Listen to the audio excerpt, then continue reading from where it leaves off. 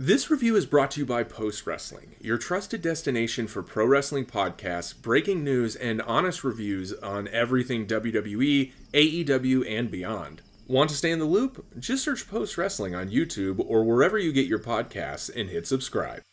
Simplicity might be the most difficult note a storyteller can consistently hit when articulating a tale that contains layered characters, strong themes, and a story that doesn't stop unfolding until it's over. Like Orson Welles before him, writer-director Frank Darabont's first feature film is an iconic work that demonstrates his proficiency in the language of cinema. The Shawshank Redemption is an unforgettable film that has long been this lion's rebuttal to the thought that the book is always better than the movie.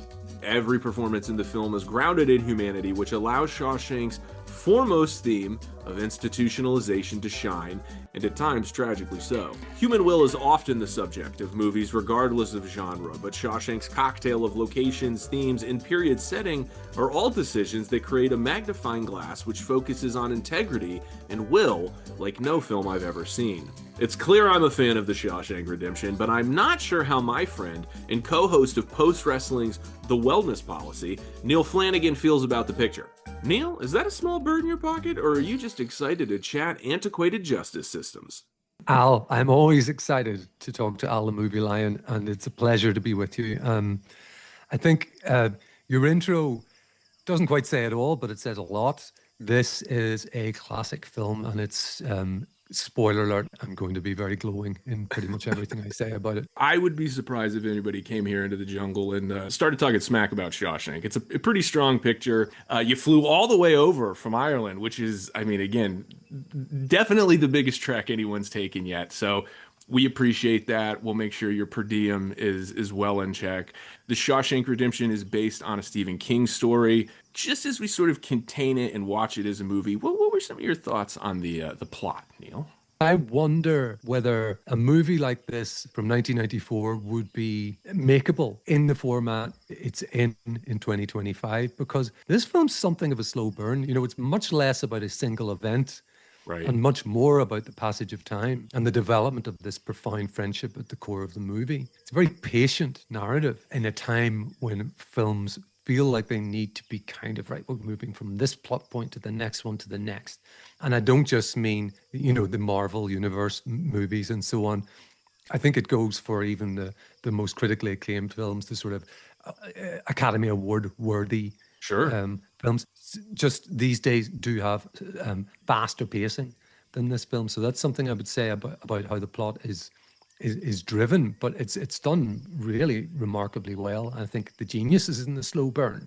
It's a plot that does unfold very slowly, but it always contains something unique to that moment you're in. You know, when you watch the first act, there's maybe a character or two that are only contained there. When you get to the third act, there's a character or two that only contain it. When you get to the back half of the second act. So even though the movie is slowly unfolding, you're always getting introduced to new things. Things are always concluding and wrapping up and moving. There's not a moment really that drags. You actually kind of forget while you're watching this movie, my God, this takes place over 20, 25, 30 years. I mean, this is an exceedingly long period of time that this film covers, and it just breezes through it. Some of the details that seem small, you know, in the beginning, like Andy's accounting skills, you know, the rock hammer. There's all sorts of things that become important as you go along. The way that Andy walks around the prison yard and why he's doing that. The way that that unfolds is it's incredibly satisfying as a viewer. The character of Brooks, he's this sort of older character that is introduced at the beginning of the movie, very, very, again, you just wouldn't think anything of him. By the time you get to the end of the movie, by the time you get to the end of the second act, one of the most important characters in the movie. He's this embodiment of the theme of institutionalization and allows the other characters to talk about it. You know, on the slow burn of this plot, I think it makes the final acts, you know, reveal of the escape and everything that follows after it. You know, it's one of the most satisfying payoffs in cinema, which all leads to me giving this a very clear 10 out of 10. Yeah, no, I couldn't agree more. I mean, it is, like you said, it's a slow burn, but that wick does eventually get to a rocket that takes off, and it happens so late in the movie that you almost can't even imagine. Like you're mind almost gets institutionalized within the walls of Shawshank. You can't think of a Mm. world outside of it. And when you get to that very last, 90 seconds of the movie, it's just such a beautiful moment. I got a 10 locked in for the plot. Characters and performances, Andy and Red, when it comes to buddies, I don't know that you pretty high up there in cinematic duos when it comes to friendships. Tremendous. I mean, Tim Robbins, and I haven't seen that many movies. You know, when you mention his name to me, I think of this film and not that many others. But he's wonderful in this because he embodies the resilience of Andy's character so well. His Mhm. performance is really kind of understated, but in a way that's captivating, portraying this man who absolutely refuses to let the institution break his spirit. He knows he's innocent of the crime that he's been wrongfully convicted for. He knows he's got 2 life sentences. He's probably never going to get parole. And yet he's got a plan. And he's got his dignity. And he's got this sense of self. And he's got his intellect, which is really his real weapon in Oh yeah. all of this. The performance of Tim Robbins in this is just incredible, I think. You can't really talk about that without talking about Morgan Freeman, who's the soul of the film, and because largely also because of the voiceover sort of narration part of it as well. Yeah. But a very well earned Oscar nomination. And just as a side point, I think this film got 7 nominations, didn't win a single one. It's criminal. I haven't gone back to see who did win, but all the same, very This, Oscar worthy. if I'm not mistaken, I will fact check this, or I'll leave it to the comment section for some good old-fashioned engagement to tell me if I'm wrong. Mm. I believe this was the year that Forrest Gump ran and ran and ran and ran away with everything. Yeah, I noticed that in looking this up too. Didn't pick up one win, which is kind of crazy to think about. And you can think of other legendary voiceover performances. I think of Henry Hill in Goodfellas. Obviously, that's Ray Liotta playing Henry Hill. You don't see this sort of boom after that movie of Ray Liotta doing a bunch of VO work where Morgan Freeman Mm. does Shawshank. The guy is, when you look up voiceover in the dictionary, there's a picture of, of Morgan Freeman next to it, largely because of this movie. And again, I don't want to compare the two performances because this is in no way a knock on Ray Liotta, who created an iconic character. But there's just a sensibility and a wisdom that is articulated in the voiceover that a narrator has to bring, but he's Yes. still at all times playing this character and this person's friend. It's really nuanced and subtle just from a voiceover perspective. And let alone when you actually get on screen and next to De Niro, he might play one of the most famous Irishmen in the Yeah. cinema history, does Red. I mentioned Brooks earlier, who I think is an incredible character, is the first one who's released from prison, and it doesn't take, I'll put it that way. And Yeah. I don't know, just an interesting turn. I mean, you can only see this movie for the first time once, but I remember distinctly getting to that point, and I was pretty young when I saw this, but didn't really see that side of it coming, and this idea of getting out and how that's kind of a real curse. And I guess the point that I'm trying to make is what this movie does so well is it's not about an act, it's about the consequences of the act. And you could say Yes. it again, Tim Robbins, Andy Dufresne, killing his wife or not killing his wife doesn't matter. He's got 2 life sentences. Brooks being in prison, it's about what happens when he gets out of prison. That's what the echoes of the institutionalization are. Brooks being the sort of analog to Andy is, I think, a really great sort of balance of what a good main character and supporting character should be. As a plot device, um, illustrates what Red's fate could have been, because he begins the movie as also a deeply institutionalized figure. And it's Andy that kind of changes things around for him. I would also, of course, when we get into the supporting cast, the Warden Norton, Oh yeah. Bob Gunton's performance, I think is brilliant. I mean, he's not a one note villain. there are complexities to this deeply awful man, the ultimate hypocrite, hiding his Oh yeah. incredibly deep corruption behind this facade of the pious religious Oh yeah. man, fond of his scripture and all the rest of it. I don't know who you would want to recast in any of these roles. As you mentioned, funny, just as another side note, Forrest Gump does line up. The comment section will make a They can correction confirm. if there's one to be made. But one of my little pieces of homework for this was discovering that Tom Hanks had been offered Tim Robbins's role apparently, but was committed to Wow. Forrest Gump, and that's why he he did not take the role. So interesting to imagine this movie with Tom Hanks. Now I'm trying to think of Tim Robbins as Forrest Gump too, just the ultimate tag. They swap. I think that might have been a harder lift for Tim than maybe for Tom. But no, that's a really interesting bit of trivia there. I had not heard that. Clancy Brown, who plays Captain Hadley. Yep. Gil Bellows plays Tommy, who's sort of Andy's protege. I've got to get a grade out of you for characters and performances, or else I'm going to talk all day about it. So, Sure, yeah. Well, I can make that short and sweet. That's another 10 for me, Robert. this is gonna. This is one of my favorite films, and I know that's a trope at this point. In a lot of sort of famous people's "What's your favorite movie?" or user scores on some of the aggregation sites. Shawshank is always at the top or near the top, but um, for me, that's as it should be. Yeah, couldn't agree more. That brings us to visual storytelling. Okay, well, I defer, Al, to your expertise in this matter more than my own. But what we've got is this muted, cold, almost monochrome, well, not quite monochrome, but very kind of muted Right. color palette most of the time for the prison interiors. And that makes these moments of hope. And I'm thinking of, for instance, the rooftop beer scene when Yes. Andy manages to finagle the beer for his co-workers on the roof.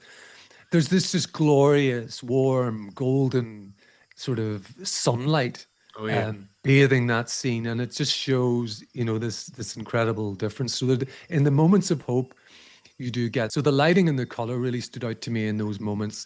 There's the dramatic moment of Andy's escape when he Of stands in the course. rain. Of course, it's emblematic of the entire film. That still of him with his arms outstretched. And I think also the other thing I would mention is the film's ending, the final scene in Mexico, which almost feels deliberately oversaturated and overlit. Just sort of representing this happy ending, this paradise almost, that freedom that these friends have found. So often we talk about foreshadowing in storytelling, and foreshadowing is something that can obviously happen in any department. So when we talk about cinematography, that scene on the roof, which I'll come back to in a second, because that's my favorite scene in the whole movie. I think it's this Yeah. really incredible analogy for actually kind of our current climate in the world and our current climate with communication, not weather. I should point out, Yeah. I wish every day was as beautiful as that day looked, but I bring it up with regards to foreshadowing because I do think that moment, everything that happens in that scene from Andy getting the gumption to go talk to the guard, the way it works out, the fact that the guys have their beer and they relate. I think that all is the foreshadowing of the last shot of the movie. I think that those two shots and the when you talk about the feeling and the warmth and the sunshine, I think that is so deliberate because it really is the only time you are outside in the prison yard, but you're never elevated. You're on the ground. You're trying to, when you're on the roof there, there is this elevation, there's this warmth, and that is echoed in the last shot of the movie, which is this a helicopter shot, I would imagine, just because it's so high and the way they're pulling out. But that freedom, again, is echoed of being elevated, being above the ground. And it just really doesn't stop pulling out because it needs to be the widest shot of the movie. It needs to just show the openness around these two. And even just this little boat on the beach, I think it's a beautiful analogy. But when it comes to analogies and it comes to visual storytelling and good cinematography, the name that gets brought up a lot on this show is Roger Deakins. I think a lot of people forget that Shawshank Redemption is in his catalog It's easy to think of Coen Brothers movies, Denis Villeneuve pictures, Shawshank Redemption, 94. He was holding it down. And that scene on the roof, the idea that an innocent man who can help somebody who is paid to keep him in line, and then that Mm. individual, the representation of the law, is literally complaining about having to pay tax. And the Yep. idea that the prisoner is trying to help the person that he does not need to help, it is just such an amazing, again, analogy for integrity. And what I think happens to a lot of people as adults, when you try to operate with integrity, even when you're trying to help people, a lot of people don't have the emotional intelligence to handle that. And that what Andy is the biggest victim of in this movie are the relationships with the other characters, and that's life, and that's something I think we can all take with us. But I'll digress. What do you give the visual storytelling? 1 out of 10. I'll give it that 9. Not a perfect 10, I know, but I suppose I'm taking a little off just for the deliberate sort of steadiness of it all, which I know is actually part of the storytelling, but I That's don't need to justify myself. 9 out of that's 10 right, is pretty Neil. solid. We got a 9 locked in. I think I happen to know Roger Deakins is a huge fan of the show, so I'm sure he'll be very happy with it. You can let Neil know in the comments if you deserve a 10. That brings us to the use of sound. I assume maybe a similar response to what you were just saying about the cinematography. This does have a score. I mean, I've seen the movie so many times, it's hard for me to not say that the score is memorable just because I can think of it.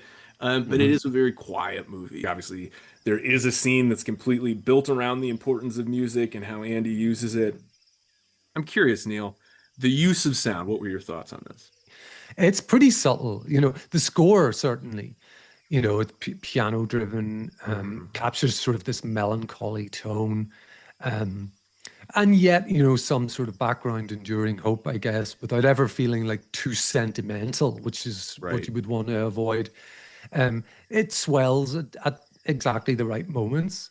But as you said, it's not something I think I would be able to point to as something super memorable about the movie. The oppressive sounds of the prison, the slamming of the cell doors, the echoes of the shouting, the blares of the sort of yard bell, they help very much to center you in this constant sense of confinement and authoritarianism. So there's that. But you mentioned it, and it's the Mozart scene, where Andy locks himself in and plays Mozart. I think probably the most powerful use of sound in the movie. For 2 minutes, this music transcends the prison walls, and as Red, and I took a note of this, narrates, I have no idea to this day what those two Italian ladies were singing about.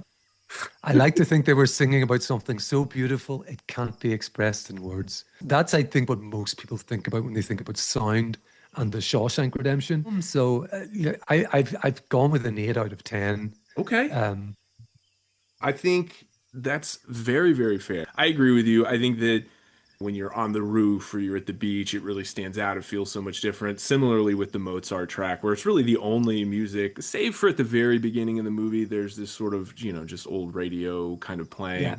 yeah, Very different than Mozart. But yeah, when you finally hear that music, it really, I don't know that I've ever appreciated a Mozart track so much, at least not in a film. That brings us to theme. It's the last category. Obviously, we talked about institutionalization. The theme of this show is friendship.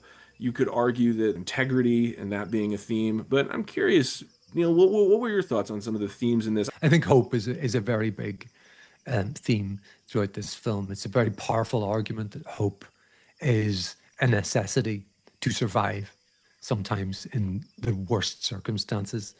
Andy tells Red, hope is a good thing, maybe the best of things, and no good thing ever dies. There's just some wonderful dialogue in this movie Oh as well. yeah, yeah. And I think that's one of the core messages of the entire film.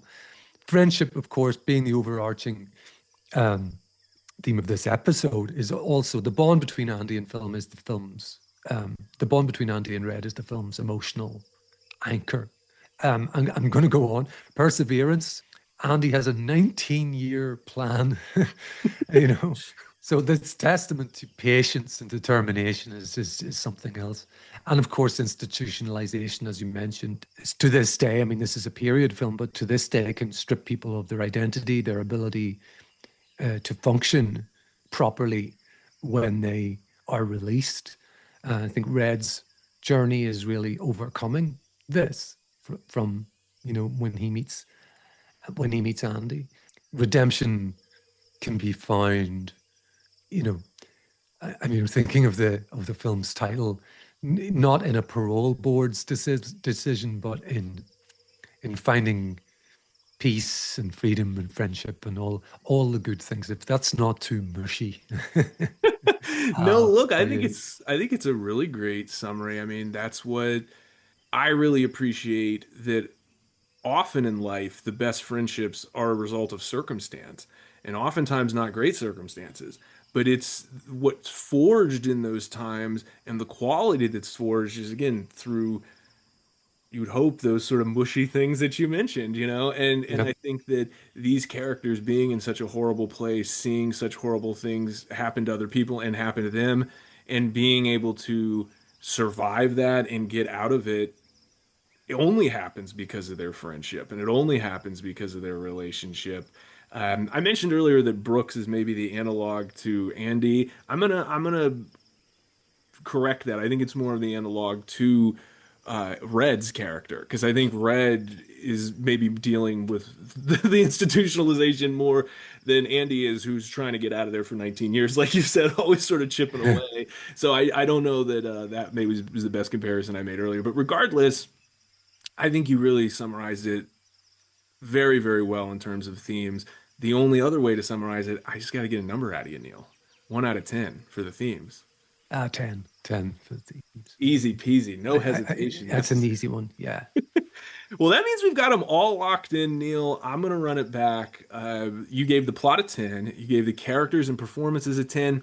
You gave the visual storytelling a 9, the use of sound an 8, and the themes a 10. That gives us a total of 94 out of 100. Pretty safe to say that's an A. Do you want to give it an A plus? Do you want to dock it? Maybe give it an A minus? I don't know. This is the power we give you, Neil. I mean, it's a very solidly an A grade, and yes, I would add the plus for this A for the theme. plus. Locked in. This is my answer to that, sir. I gave the plot a 10 to your 10. I gave the characters and performances a 10 to your 10. I gave the visual storytelling a 10 to your 9, but only because I'm afraid of Roger Deakins in the comment section. Use of sound, I actually gave it a 10. I I just maintain that sound is much like an edit. It's almost best when it's invisible. And I think sound is something that should be almost felt, not heard in a movie. Hmm. So, yeah, for me, I think Shawshank does everything it needs to do. I give it a 10 out of 10. For themes, I gave it a 9.5. The only reason I docked it a little bit is because I argue that for a movie to get a 10 out of 10 for theme, at least with me, it has to be an example. The movie itself, the piece of work itself, has to become an example of the theme. It can be very, very difficult for a film to achieve. Mm. So obviously, Shawshank isn't itself an example of institutionalization, as I don't think a film could be that, but it does explore it as well as any movie could. That means I gave it a 99 out of 100. So I Wow. indeed like this. But for about 20 years now, if you asked Al what are his top three favorite movies, Shawshank has always been one of the three. So yeah, I love this movie. I'm a big fan of Neil. Neil, if we ever bust out of this joint, I'm curious, will you meet up with me in Mexico? Maybe we can work on a boat together. You bet. Yeah, I'm enjoying it here in the jungle. If for no other reason, it's better than the weather in Ireland, but it's also nice and green. You know, I live in the Emerald Isle, so I'm used to. It's got a bit of familiarity too. So we're already in a very nice spot here in your environment. But yeah, let's go to Mexico. All right, Why let's do not? it. Well, Neil, thank you. Yeah, I am maybe what can I say? I'm a privileged lion. I'm here in this real digital jungle, and I forget sometimes how great it is. But that's why I got great friends like you, Neil, to point it out. Uh, let's get out of here. Let's go to Mexico. How's that sound? Platinum Plastic isn't just a proud sponsor of Real Talk, they're also the home for all our new designs and merchandise. Follow Platinum Plastic on Redbubble to see all our A+ gear. That's Platinum Plastic on Redbubble for all your Real Talk merch.